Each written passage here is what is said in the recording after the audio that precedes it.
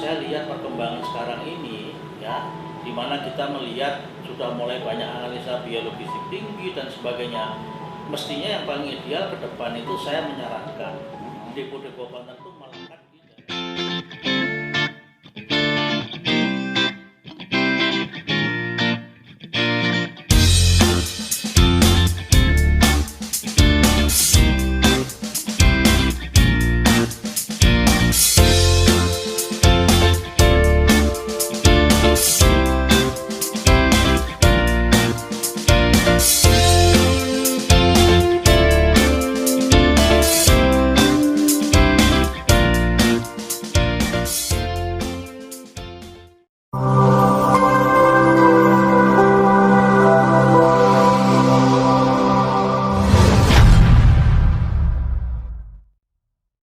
Assalamualaikum warahmatullahi wabarakatuh. Sobat GG, Rally Bisnis hadir kembali. Pantengin yuk. Nah, kebetulan teman-teman, saya sekarang lagi ngobrol-ngobrol sama seorang pengusaha depo kontainer sekaligus sebagai Ketua Umum Asosiasi Depo Kontainer Indonesia. Kita kenalan yuk dengan Pak Muslan. Selamat siang Pak Muslan. Selamat siang Pak Gagan. Kita ngobrol santainya Pak Muslan. Ngobrol santai ini banyak teman-teman pada bertanya, ya udah Pak Gagan ini ngobrol sama orang depo kontainer gitu kan? Gitu. Ya, silakan Pak. Ngomong-ngomong Pak Muslan, awal bisnis depo kontainer tuh awalnya gimana Pak? Iya, saya itu tahun 92, tepatnya 3 Desember. Ya. Itu saya buat depo namanya PT Gema Nawa Grahasjati dengan beberapa teman-teman. Ya. Jadi sudah 28 tahun Pak. Wih, 28 tahun. Iya. Kan dulu depo itu Pak sebenarnya kepanjangan pangan dari pelayaran. Jadi pelayaran supaya kontainernya ada yang ngelola, kemudian ya ada depo gitu Pak. Itu gimana tuh Pak? Iya betul. Jadi fungsi depo itu sebetulnya memang untuk mendukung pihak eksportir ataupun pihak pelayaran. Karena fungsi utama depo itu adalah kita ini menyiapkan kontainer yang akan dipakai untuk ekspor. Oh gitu, ekspor. Ya. Jadi kegiatannya setelah kontainer impor itu dibongkar barangnya, masuk ke depo, kemudian dicek secara keseluruhan apakah ada yang rusak, apakah kotor.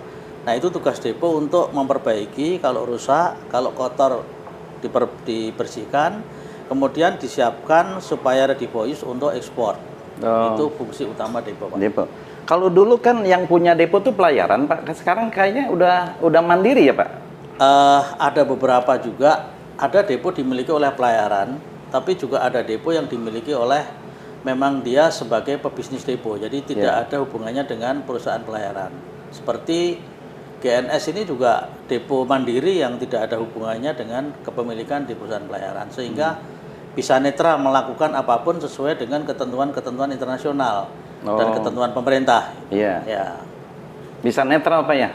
Bisa netral, harus. Enggak, netral, soalnya Pak. takutnya gini Pak. Sekarang ini begitu kontainer dari pelabuhan datang ke depo gitu kan, padahal kontainer itu sebenarnya udah rusak Pak dari sananya gitu. Kok tiba-tiba di depo tuh terkena lah biaya gitu kan? Iya kan? Ya betul. Nah itu betul. Iya, Begini Pak. Pak. Ini apakah memang ada titipan dari pelayaran? sebetulnya enggak. Ini adalah satu sistem prosedur yang belum dilakukan di Indonesia ini secara keseluruhan. Itu mengakibatkan hal tersebut terjadi. Jadi filosofinya begini. Mestinya setiap pergerakan kontainer itu harus dicek dengan dokumen yang namanya EIR atau Equipment Interchange Receipt. Itu adalah satu dokumen yang mencatat setiap kali perpindahan kontainer, yang mencatat seluruh keadaan dan kondisi daripada kontainer tersebut.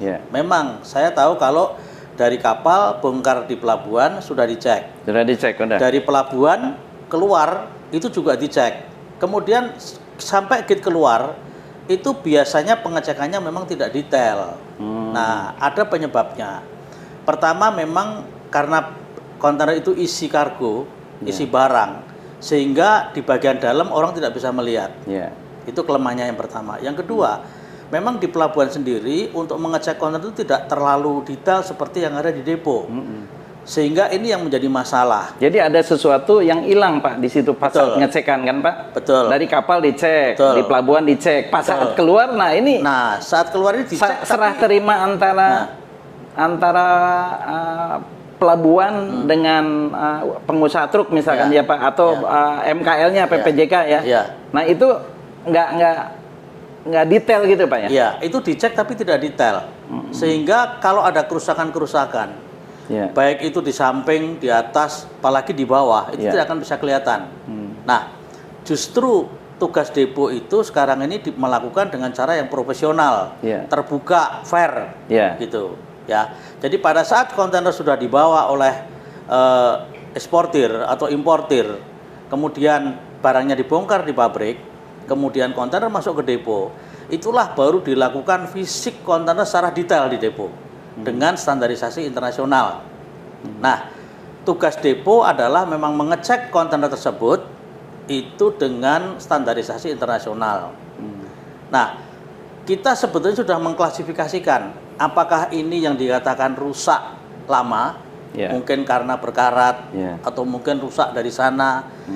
Kemudian ada juga rusak baru. Nah, di dalam depo itu, di EIR itu sebetulnya sudah dipisahkan bahwa ini adalah kontainer yang rusak, ini kerusakan lama, ini kerusakan baru. Mestinya kerusakan baru itu tanggung jawab importir. Kerusakan lama itu tanggung jawab daripada pihak pelayaran. Nah, hanya karena pada saat turun dari kapal surveinya tidak detail, inilah yang menjadi confuse Pak. Sebetulnya mestinya pelabuhan pun andil di sini. Contohnya misalkan aja, pada saat kontainer isi dibongkar dari kapal, kebentur badan kapal, atau mungkin kebentur lantai yang dibawa, pasti rusak Pak di situ. Nah, hanya di sini karena surveinya tidak detail, sehingga seolah-olah semua dibebankan kepada importir. Ini yang jadi masalah memang. Ya, ini masalahnya. Jadi masing-masing kan katanya ini lagi mencari ini biaya tinggi itu ada di mana gitu kan? Ya, betul. Apakah di perusahaan pelayarannya gitu kan? Apakah di pelabuhan? Apakah di MKL? Apakah di perusahaan depo? Apa di tracking? Nah, ini kan seolah-olah nih semuanya pada menghindar kan? Karena mungkin sama apa? Tadi kan soalnya serah terima itu kelemahannya di situ ya Pak. Ya, betul. Nah, masalahnya importir, eksportir nih pada teriak gitu. Kok ini selalu dibebankan biaya tinggi gitu, repair lagi gitu kan Pak itu. Nah, kemudian gini Pak, setelah muncul biaya repair gitu kan, ya, kemudian kan mereka ini Pak sebagai penggunanya ya Pak ya, itu kan suka mengajukan keringanan ke pelayaran. Tiba-tiba disetujuin terus, tapi repair terus tiap ada kejadian, tapi begitu kita diajuin itu kan disetujuin juga. Nah itu jadi buah si malakama kayak gitu Pak. Jadi seolah-olah kerjaan gitu tiap hari terulang gitu Pak. Betul. Gitu. Maka sebetulnya ASDQ sudah punya konsep yang sudah diajukan kepada Kementerian Perhubungan. Ya. Jadi prosedur yang harus dilalui, penekanan yang pertama adalah pada saat keluar dari pelabuhan harus dilaksanakan survei secara baik dengan menggunakan independent surveyor. Ini yang paling fair.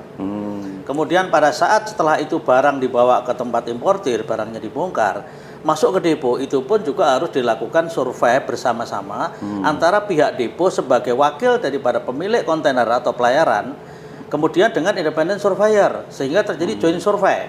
Nah, kalau saat ini sudah bisa jalan, kemudian di cross check antara EIR yang ada keluar dari pelabuhan sama EIR yang masuk pada depo, pasti akan diketahui Pak kontainer itu rusaknya ada di mana. Ini yang belum dilaksanakan dan ini sudah kita usulkan beberapa tahun yang lalu dan saat ini memang belum bisa jalan. Kebetulan untuk hal-hal yang baru kemarin sempat kita mengajukan ke Kementerian Perhubungan ini mau ada revisi mengenai masalah kelaikan kontainer. Sehingga kalau nanti kelaikan kontainer itu dikeluarkan oleh peraturan Menteri Perhubungan, saya yakin mestinya hal ini soft Pak, dan akan terjadi satu transparansi khususnya mengenai masalah biaya repair yang terjadi di Indonesia. Ya. Kan dulu sebetulnya ada perusahaan-perusahaan namanya Teli Mandiri Pak, ya. Ya. Dan saya kira dulu pernah ada di perhubungan juga mengakui adanya Teli Mandiri ya. Cuman eksistensinya apa gimana tuh Pak?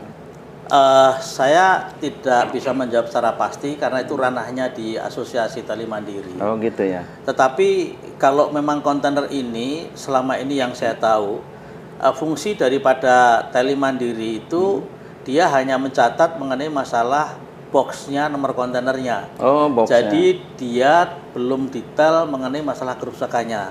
Karena begini Pak, bahwa banyak orang yang nggak tahu di dalam satu kontainer itu lebih dari 200 item yang harus diketahui dengan standar internasional, masing-masing nama spare part dan jenis-jenis kerusakan itu semuanya sebetulnya sudah ada datanya semua. Nah ini diperlukan satu tenaga ahli khusus mengenai masalah surveyor itu, yang tentunya pun dia harus punya sertifikasi sehingga semuanya sah lah Pak secara hukum, kemudian secara skill pun dia sudah memenuhi daripada standar internasional yang berlaku gitu. Nah sekarang Pak jumlah pemain di bidang depo itu ada berapa? Terutama anggotanya ASDQ Kak? Seluruh Indonesia Pak? Kira-kira berapa Pak? Kalau ASDQ seluruh anggotanya di Indonesia ini ada 130. 130. Kebanyakan di mana? 131. Yang terbanyak itu pertama Jakarta itu ada 33 perusahaan depo kontainer yang masuk dalam anggota ASDQ. Memang masih ada sekitar mungkin 25% atau 20% yang belum masuk. Ya. Nah sekarang gini Pak, konsentrasi depo kontainer kok kebanyakan di daerah Cakung, daerah Marunda. Akhirnya semua orang, semua truk akhirnya pada numplok di sana gitu Pak. Iya, ini menyangkut kepada masalah zonasi yang pertama. Yang kedua itu memang paradigma lama. Ya. Dulu orang berpikir bahwa depo kontainer itu harus dekat dengan pelabuhan. Gitu. Itu nggak ada salahnya dulu. Tapi kalau saya lihat perkembangan sekarang ini, ya, di mana kita melihat sudah mulai banyak analisa biologistik tinggi dan sebagainya. Mestinya yang paling ideal ke depan itu saya menyarankan depo-depo kontainer itu melekat di daerah-daerah industri. Daerah industri. Sehingga akan terjadi satu sinergi dengan importir dan eksportir, juga perusahaan pelayaran itu akan dapat mengurangi biaya logistik yang pertama. Yang kedua, pelayanan pun akan lebih cepat karena memperpendek jarak. Kemudian yang ketiga, transportasi kontainer kosong dari pabrik ke pelabuhan atau dari pelabuhan ke pabrik atau dari pabrik ke depo atau depo ke pelabuhan itu bisa diminimalis Pak. Gitu. Sehingga dengan begitu secara otomatis biaya logistik itu mesti akan turun khusus untuk transportasi dan pelayanan kontainer kosong. Cuman kelihatannya masalahnya Pak, setiap perusahaan industri itu tidak menggunakan pelayanan yang sama. Itu masalahnya Pak. Betul. Betul. Jadi itu termasuk menghambat perkembangan depo Pak. Misalkan contoh ada perusahaan pelayaran A gitu kan ya, impornya menggunakan pelayaran A, pindah ke daerah, dibawa ke tempat pabrik ya Pak, di sana dibongkar ya. Nah pada saat itu sebetulnya si perusahaan truk itu kan sudah dapat bookingan untuk menarik ekspor yang lain gitu Pak.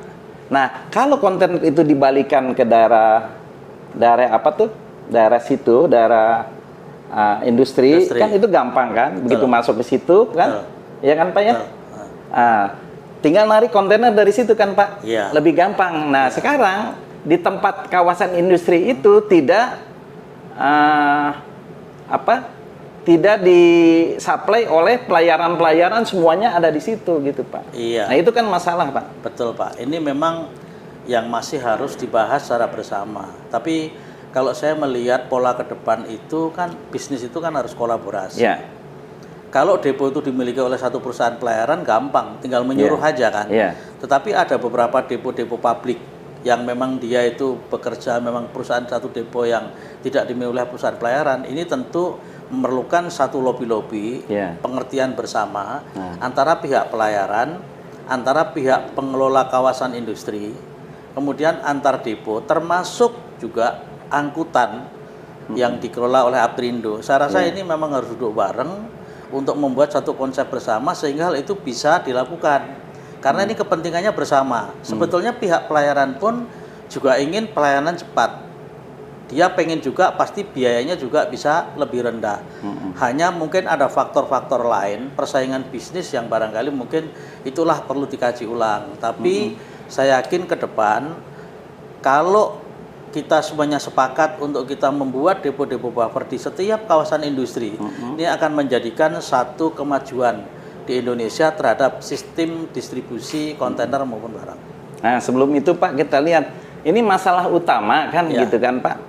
Jadi ini contoh di daerah Babek ya Pak ya? Cakung ya Pak ya? Bapak tahu sendiri. Ini orang sopir-sopir itu udah males Pak, macet ke situ. Itu bisa 1 harian Pak, ngebalikin kontainer seharian untuk hanya dibongkar aja tuh Pak. Iya kan? Dari kemarin sore baru bongkar nanti jam 10, jam 11 nih kayak jam-jam segini nih kan. Nah ini masalah gitu Pak. Iya memang kembali Pak. Maksudnya gini Pak, apakah ASDQ tidak bisa ngatur itu Pak? Sebetulnya kita bukan ngatur lagi, kita sudah memberikan teguran itu lebih dari 3 kali. Cuman kan kewenangan daripada asosiasi ini kan tidak akan bisa mengatur sampai di sana. Asosiasi ini kan hanya bisa menghimbau, ya, menghimbau kepada anggota. 1. Yang kedua menyampaikan kepada pemerintah. Karena memang segala eksekusi itu ada di pemerintah. Kalau nanti kita yang mengeksekusi nggak fair dong, kan itu anggota kita juga. Memang karena begini, ya, sebetulnya kalau kita melihat dari standarisasi pengelolaan depo khusus yang ada di Jakarta ini semuanya sudah diukur, sudah dikategorikan kriteria-kriteria maupun infrastruktur peralatannya itu sudah dicek semua oleh ASDQ. Ya, pada saat perusahaan baru depo mau masuk ke Indonesia, dia mau daftar ke Kementerian Perhubungan untuk mendapatkan SIUP DPK, sebelumnya dicek dulu oleh kita masuk sebagai anggota ASDQ. Pada saat dicek ya belum kelihatan karena kan memang alatnya ada proporsional, lahannya proporsional, kemudian jalannya pun memenuhi standar. Tetapi yang jadi masalah ada satu depo yang memang dia besar sekali, pelayarannya itu mungkin lebih dari 15. Ya. Kemudian dari situ tidak disesuaikan dengan keadaan dan kondisi pergerakan kontainer. Padahal sebetulnya kalau kita hitung setiap kontainer yang naik atau turun itu hanya proses waktu paling 10 sampai 15 menit. Cuman karena semua pelayaran masuk tumblek ke sana, Pak. Akhirnya semua tuh ke sana. Betul. Ini tentunya pihak pelayaran sebagai yang punya kontainer harus bisa juga menerima keluhan-keluhan, harus bisa menerima daripada kondisi ini supaya membantu kelancaran arus barang. Karena memang saya pun ngalami, saya di Cakung muter aja bisa lebih dari 2 jam. Itu mobil biasa gitu loh ya. Jadi ini menjadi sesuatu yang tidak sehat sebetulnya gitu. Tetapi kan bagi anggota kami sebagai orang yang menerima kontainer fine aja, kan duitnya banyak, ya kan? Tetapi kalau kita lihat pihak pelayaran lah mestinya yang harus bisa mengatur kembali kalau di sana macet, cobalah ditaruh di tempat lain gitu. Nah, itu saya rasa menjadikan bisnis itu menjadi lebih baik, lebih sehat dan lebih lancar, Pak. Kolaborasi kembali ke situ. Enggak, masalahnya gini, Pak, kenapa pelayaran tuh hanya dalam satu depo aja ke sana? Apa murah harganya apa gimana, Pak? Apa depo lain kan kosong, nggak ada yang ini. Kan supaya jangan numpuk di sana lah gitu loh. Ya, itu faktor yang saya tidak bisa menjawab ya Pak ya. Mungkin nggak etis juga kalau saya jawab. Ya tentunya pihak pelayaran memilih depo A sekalipun kondisinya seperti itu pasti ada beberapa tanda kutip lah ya. Kan kita bisnis. Mungkin dia harganya lebih murah. Kalau dibilang servis ya pasti nggak bagus karena kan terjadi kemacetan gitu ya. Dan sebetulnya pelayaran itu yang saya tahu di Jakarta ini khususnya itu pelayaran-pelayaran besar seperti MSC, kemudian Marsland, kemudian CMA, CGM, kemudian Costco, ya, Cina Sepik, itu tidak menggunakan satu depo, Pak. Dia menggunakan 2-3 depo, Pak. Gitu loh. Hanya karena sesuatu penilaian dari pelayaran dia berpihak kepada depo yang satu dengan depo yang lain, ya akhirnya kan dia juga bisnis, Pak. Nyari mana yang menurut dia baik. Tapi yang saya sarankan kepada pihak pelayaran itu jangan masa bodoh lah. Kalau memang kontainernya di situ bikin orang kemacetan, kemudian ngantri, itu juga mestinya harus coba untuk segera diperbaiki kondisinya gitu loh. Iya, masalahnya mengganggu, Pak. Jadi mengganggunya itu begini. Ketika mau ada ekspor, ya, ekspornya udah jelas nih closing time-nya jam sekian. Ya kan, perusahaan pelayaran rugi sendiri. Betul. Iya kan, Pak? Betul. Bisa cancel kan, Pak? Betul. Ini masalahnya. Betul. Nah, ini apa disadarin sama perusahaan pelayaran apa gimana, Pak? Saya kira sadar, Pak. Karena kalau itu sudah masuk ke ranahnya Pak, kopi, Pak, sambil kopi, Pak. Santai aja, Pak. Terima kasih. Iya, iya. Kalau itu memang sudah masuk ke ranahnya pihak pelayaran, udah pasti dia tahu, Pak. Gitu. Tahu ya? Hanya yang saya harapkan itu care lah dengan kondisi dan keadaan, ya. Jadi jangan dia untuk dia deponya tapi tidak mempertimbangkan orang lain karena jalan itu dipakai oleh orang lain. Jalan itu tidak hanya dipakai oleh satu depo atau satu pelayaran, tapi itu dipakai oleh masyarakat banyak sehingga dampak hal seperti itu tidak mengganggu daripada orang lain. Jadi kalau ASDQ hanya bisa menyarankan aja. Gitu. Santai. Ayo Pak, sampai aja Pak. Ya. Ini Pak, masalah sekarang ini kan kalau dulu kita nebus DO ya di pelayaran ya kan biasa sekalian sama THC kan semua kan, THC-nya kemudian lip on lip off di depo gitu kan dulu ya Pak, hanya satu pintu aja kalau dulu. Udah satu pintu selesai kan, udah tinggal kirim aja ke depo kan gitu kan. Nah, sekarang termasuk demorit, Pak. Demorit sendiri sekarang udah ibaratnya udah dilarian ke depo lah. Nah, begitu dilarian ke depo kan harus bayar dulu. Iya. Ya, Pak. Kayak gitu, Pak. Apa umumnya sekarang udah mulai begitu, Pak? Ada yang begitu, ada yang enggak. Itu tergantung kebijakan daripada masing-masing pelayaran. Kalau pihak depo ini pada prinsipnya itu hanya dia melaksanakan tugas sesuai dengan keinginan pelayaran. Tentunya itu dimuat dalam satu kontrak kerja. Itu ya Pak ya. Sebetulnya kalau saya bicara secara global ya untuk kemajuan satu negara kita gitu. Mestinya kalau kita melihat biaya live on, live off di depo ya itu harusnya dibayar di depo. Biaya cleaning dan washing harusnya dibayar di depo. Biaya demorit bila perlu detention dibayar di depo juga. Karena apa? Karena depo yang tahu persis saat itu kapan kontainer masuk, jam berapa, kondisinya seperti apa, itu sehingga menjadi satu total paket mestinya. Ini kan smart system aja. Masalah nanti perhitungannya depo dengan pelayaran seperti apa itu kan bisa dibahas secara internal gitu. Nah sekarang yang jadi masalah memang saya tahu banyak dikeluhkan oleh importir terutama. Pada saat dia kerusakan kontainernya dia terjadi kesekian, dia ke pihak perusahaan pelayaran ya mungkin tempatnya jauh tidak dicakup. Tempatnya mungkin di kota kayak atau di Jakarta Selatan bahkan gitu ya. Sehingga yang memerlukan waktu kurir beberapa kali dia harus mondar-mandir. Ya kalau sekali itu bisa selesai. Kadang-kadang sampai di sana ngantri banyak. Itu macet tadi. 1-2 hari nggak selesai. Macet ada kurir lah. Ini mestinya memang tadi saya sampaikan ini adalah satu hal yang mari kita pikirkan bersama. Betul. Antara depo dengan pihak pelayaran karena sebetulnya bisnis itu kan trust kepercayaan ya. Jadi kalau sebetulnya perusahaan pelayaran sudah mempercayakan kepada depo untuk melayani seluruh kegiatan kontainer-kontainernya pihak perusahaan pelayaran, mestinya kan masalah itu kan cuma masalah administratif, Pak. Betul. Ya kan? Bagi Bapak si importir misalkan atau bagi forwarding, Bapak mau bayar ke depo pakai rekeningnya perusahaan pelayaran nggak ada masalah. Bapak mau bayar ke depo pakai rekeningnya depo nggak ada masalah. Betul. Kan gitu kan. Sehingga ini akan menjadi satu cara yang lebih efisien gitu. Apalagi dalam masa Covid. Ya kan? Enggak, sebetulnya kan kalau ke pelayaran udah ada jaminan Pak di situ kan. Nah, ini gara-gara tadi Pak ngembalikan kontainer ya, pada hari itu tuh harus clear gitu Pak. Ternyata macet, akhirnya ketempuan ya. Importir lagi kan kena demorit kan gara-gara telat nggak balikin. Ya panjang Pak kalau masalah kita bicara masalah jaminan. Sebetulnya jaminan itu kan pemerintah sudah menganjurkan untuk dihilangkan. Betul. Dan sebetulnya itu bisa dilakukan gitu. Sepanjang tadi saya katakan peraturan menteri yang baru nanti yang menyangkut mengenai kelaikan kontainer.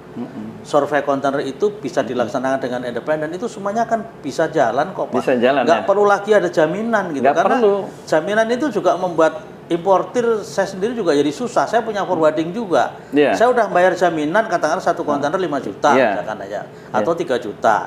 Sampai di sana kerusakannya mau nggak mau kita harus approve. Padahal Bapak orang depo juga ya kan? Kan masih ada orang depo kena juga ya. Loh, saya kan punya forwarding juga, Pak. Kemudian di sana dia langsung kita urus ke sana, nggak bisa sehari selesai. Terus duitnya bisa 2 bulan, Pak, 3 bulan. Duitnya masih ada sisa di sana.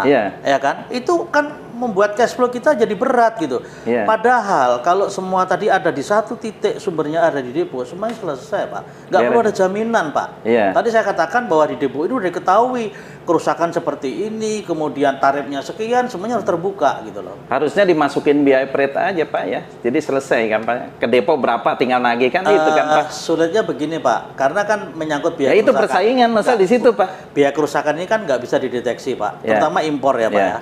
Nggak bisa dideteksi bahwa ini kerusakannya seperti apa, berapa biayanya, nilainya bagaimana. Apa nggak bisa pakai asuransi gitu, Pak? Kan kerusakan itu bisa ini nggak, Pak? Pernah kita gagas asuransi itu ya dalam satu sistem kelaikan kontainer itu dan survei independen itu pernah kita bahas. Tapi sampai sekarang memang belum tuntas karena ini juga harus ada satu kesepakatan bersama antara depo, antara importir dan pihak pelayaran, Pak. Gitu. Kalau tiga ini sepakat, pemerintah melindungi, Pak. Itu bisa. Kenapa nggak bisa? Sehingga kos logistik itu pasti, Pak. Contohnya misalkan begini. Udah pernah diusulin, Pak, sama pemerintah? Sudah, Pak. Sudah lama ini. Sudah lama. Ini sudah kita bahas bersama Asdeki dengan Alfi, kemudian dengan Insa sudah kita bahas. Ya, Pak, ya?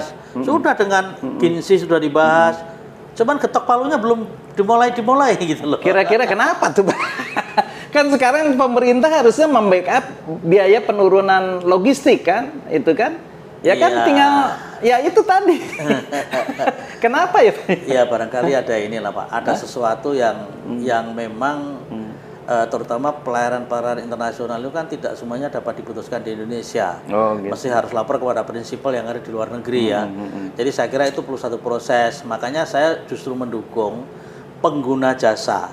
Yang paling penting ini pengguna jasa ini kan depo, Alfi, importir, eksportir ya kan. Kemudian dengan pemerintah ini ya harus kita bicara dengan pihak yang punya barang yaitu adalah pihak pelayaran. Fokus satu titik ke situ mestinya bisa dibuat. Kemudian masalahnya apa yang nggak bisa itulah baru kita bahas dan itu kita selesaikan. Jadi sehingga saya bilang one stop shopping itu harusnya sudah bisa dilaksanakan. Sudah bisa ya. Nah sekarang masalah ini lagi, Pak. Kontainer langka sekarang, giliran mau ekspor kan sedang digalakan. Ya kan, Pak? Saya dari sana mau ngirim barang ke Indonesia, ini kontainernya nggak ada, Pak. Susah, Pak. Akhirnya dari sini juga orang mau kirim kontainer, ke ekspor. Betul. Itu pada nyari kontainer. Sekarang akhirnya ada timbul bisnis broker untuk nyari kontainer, Pak. Itu betul, gimana tuh, Pak? Pak Gagan, ini pernah terjadi kasus di tahun 97 kalau nggak salah ya. Cuman masalahnya beda. Kalau dulu memang kontainer itu shortage. Kalau sekarang ini keadaannya kan lebih kepada dunia internasional. Jadi ini dialami bukan hanya di Indonesia, Pak. Ya, karena adanya COVID yang pertama. Kemudian yang kedua, adanya perang dagang itu juga mempengaruhi antara Amerika dan China, ya kan? Kemudian yang ketiga, ya kan? Itu tidak ada balancing antara kontainer yang dipakai untuk ekspor dan kontainer impor. Import kebanyakan menggunakan kontainer 20 feet. Karena bahan baku, dia kebutuhannya adalah lebih condong kepada barang itu barang yang berat. Ya, weight cargo. Nah, ekspor karena itu barang-barang jadi lebih condong menggunakan kontainer 40 feet. Karena itu adalah space-nya lebih luas. Dan yang sebetulnya menjadi masalah menurut saya kalau kita bandingkan satu kontainer 40 feet itu kan ekuivalennya space-nya sama dengan 2x20. Ya kan? Nah, kalau kita bandingkan tarifnya pun ini tidak 2 kali, Pak. Tarifnya itu 1x40 feet itu rata-rata 1,6 dibandingkan dengan 2x20. Contohnya misalkan 2x20 itu freight-nya misalkan ada 200.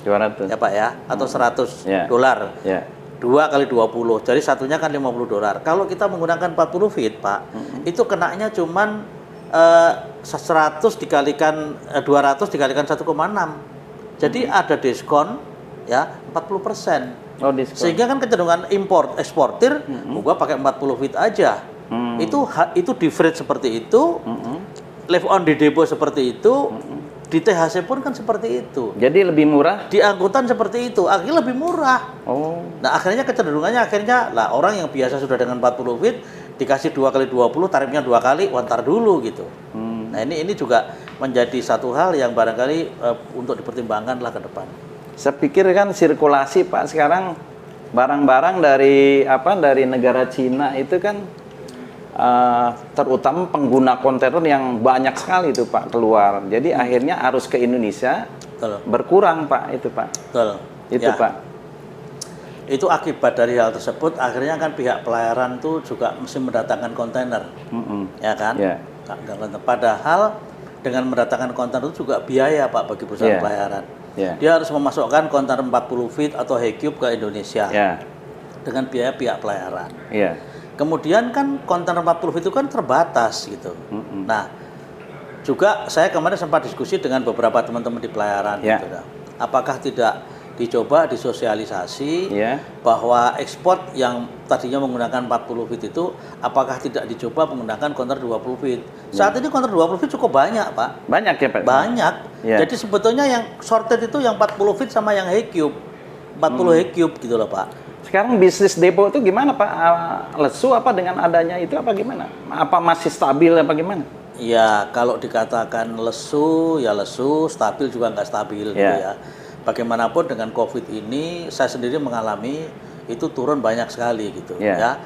Macam-macam depo, ada yang turun 30%, ada yang 20%, ada yang 40%, ada yang mungkin sampai 70% gitu. Jadi memang ini juga sangat mempengaruhi dengan COVID ini, sehingga pergerakan kontainer pun itu juga terganggu gitu loh. Banyak depo-depo yang memang lagi susah gitu. Nah, ke depan gimana, Pak, bisnis depo ini? Apakah ada solusi baru? Misalkan tadi, Pak, ya, kalau deponya pindah ke daerah kawasan industri, Pak, itu mungkin agak repot investasinya, Pak, ya. Mungkin besar-besaran. Nah, mungkin ada gagasan virtual depo, Pak. Virtual depo. Jadi pertukarannya gini, kalau sekarang push in push out. Jadi kontainer yang masuk ya itu yang akan dikeluarkan gitu kan, Pak, ya. Nah, kalau virtual depo, jadi begitu kontainer masuk ke Bandung, ya udah langsung bertukar di situ. Nah, gimana tuh, ada ke depan mungkin terjadi nggak, Pak, sistem itu? Sebetulnya itu harus, Pak. Kalau kita mau berpikir bagaimana kita berperan juga untuk menekan biaya logistik, yang akhirnya barang-barang kita ekspor itu bisa bersaing, itu harus dilakukan, Pak. Karena bagaimanapun sebetulnya cara-cara yang lebih efisien dalam sistem transportasi di Indonesia ini masih banyak yang kita bisa rubah, Pak. Bisa ya, Pak? Masih banyak yang kita bisa rubah. Soalnya bagi truk sendiri kan efektif, Pak. Masa sekarang ngirim barang ke daerah Sukabumi, dari Sukabumi, masa balik lagi kontainernya? Tadi saya tadilah paradigma lama. Sebenarnya saya sudah punya satu konsep juga ya. Gimana tuh, Pak? Bagaimana kita punya depo ke depan dengan sistem logistik yang lebih efisien, transparan gitu ya. Tetapi kan tentunya hal ini kita harus mendapat dukungan dari stakeholder kan, dari pihak pelayaran, dari pihak pemerintah gitu kan ya. Saya kira kalau ini duduk bersama, dibahas, dibicarakan, tentunya sesuatu hal yang baru pasti ada yang dirugikan, ada yang diuntungkan. Nah, marilah kita berpikir secara bersama-sama supaya kita bisa meminimais daripada kerugian-kerugian yang ada.